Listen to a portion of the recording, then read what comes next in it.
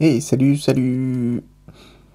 Bon, j'ai pu voir par le vlog de Bertrand Soulier que d'avoir un petit gimmick pour démarrer les vidéos était quelque chose qu'utilisait entre autres une nana qui fait un channel YouTube basé sur du sport.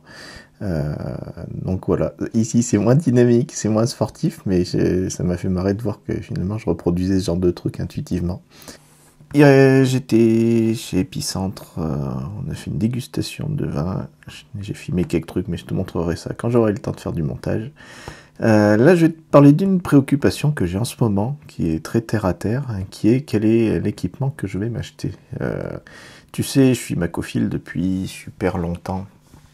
J'ai acheté mon premier Mac, c'était en 2004, je crois, un PowerBook 12 pouces, et depuis, je m'en suis jamais passé. Enfin, pas du PowerBook, le pauvre, il n'est plus de ce monde, mais de l'univers Mac, et c'est vrai que maintenant, j'aurais beaucoup de mal à repasser sur autre chose. Je veux pas faire le fanboy ultime, il y a plein de choses qui sont très intéressantes dans d'autres univers. Au niveau des serveurs, j'utilise Linux avec beaucoup de bonheur.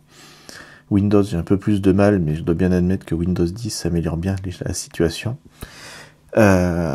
Mais voilà, donc il faut que je m'achète du matériel. Je suis en pleine hésitation, je regarde les refurbs, les machins, qu'est-ce qui peut se faire.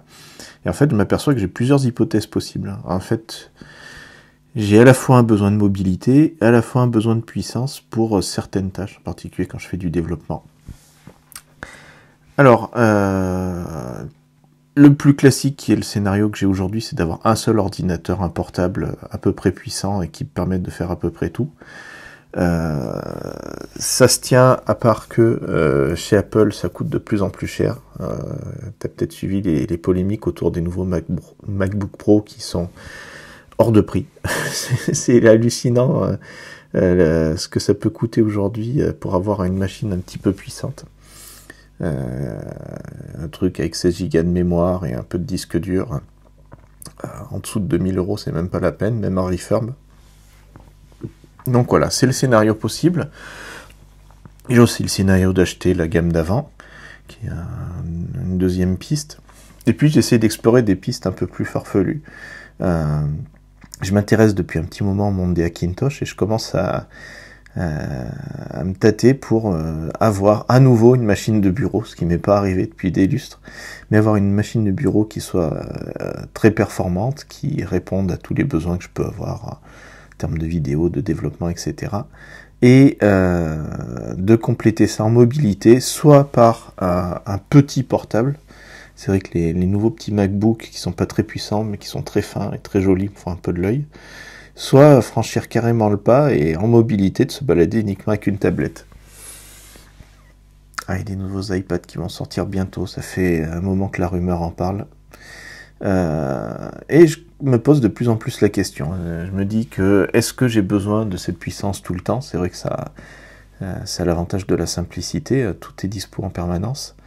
Ou est-ce qu'il vaut mieux avoir un compromis qui soit non pas un compromis sur l'équipement, mais un compromis sur l'organisation avec deux devices séparés et pourquoi pas franchir le pas d'avoir une expérience en mobilité entièrement basée sur un iPad avec un clavier et ce genre de choses.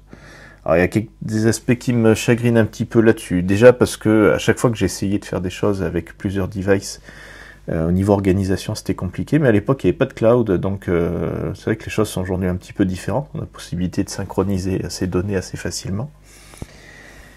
Et en fait, je m'aperçois que les trucs qui coincent sont très basiques pour moi, mais pour l'instant coincent vraiment. Un truc tout con, c'est que par exemple sur un iPad, on a possibilité de se connecter en remote à un bureau distant, donc je pourrais envisager pourquoi pas en mobilité de me connecter à ma machine de bureau avec une config réseau qui va bien.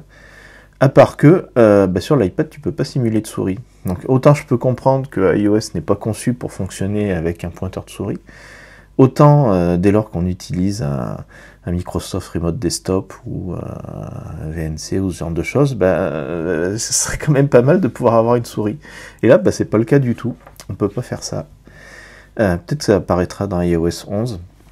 En fait, ce qui me chagrine un petit peu, c'est que chez Apple, tout ce qui se fait est basé sur des événements, des annonces secrètes. On sait que les iPhones ils sortent en septembre, ça c'est à peu près sûr, mais pour le reste c'est le grand bazar. Par exemple, acheter un petit MacBook aujourd'hui, ça me paraît un peu hasardeux, tout simplement parce que ça fait 1 an qu'ils sont sortis et statistiquement on sait qu'ils sont mis à jour tous les ans. Les MacBook Pro sont un peu plus récents. Enfin voilà, plein d'hésitations. Si tu as des conseils, n'hésite pas dans les commentaires parce que ouais, j'arrive pas à me décider. J'ai lu plein de retours d'expérience, mais c'est pas ça. Allez, j'arrête de t'embêter avec mes cogitations pour ce soir et je te souhaite une bonne soirée. Salut.